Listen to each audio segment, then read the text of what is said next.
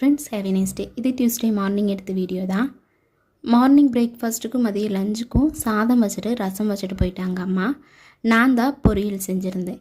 அன்னைக்கு வெண்டைக்காய் பொரியல் தான் செஞ்சுருந்தேன். எப்பவும் போல் நிறைய வெங்காயம் போட்டுட்டு வெண்டைக்காயை குட்டி குட்டியாக சாப் பண்ணி எண்ணெயிலேயே வதக்கி எடுத்தோன்னா இது நல்லாயிருக்கும். வெண்டைக்காய் சாப்பிடாமல் இருக்கிறவங்களுக்கு இது மாதிரி செஞ்சு கொடுத்து பாருங்கள், கண்டிப்பாக பிடிக்கும்.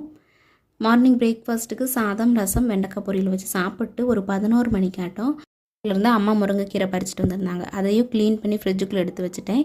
இன்றைக்கி குழம்பு ரெடி பண்ணுறதுக்கு ஒரு 4 மணிக்காட்டம் ஆரஞ்சு ஜூஸ் போடலான்னு ஒரே ஒரு ஆரஞ்சு வச்சு 4 பேருக்கு ஜூஸ் போடலாம். எப்படின்னா லெமன் ஜூஸ் நார்மலாக 4 பேருக்கு ரெடி பண்ணிவிட்டு இந்த ஆரஞ்சையும் நல்லா மிக்சியில் அடித்து எடுத்துகிட்டு ஃபில்ட்ரு பண்ணி அந்த ஜூஸ் மட்டும் சேர்த்திட்டோன்னா ஆரஞ்சு ஜூஸ் ரெடி ஆயிரும். மறக்காமல் ட்ரை பண்ணி பாருங்கள்.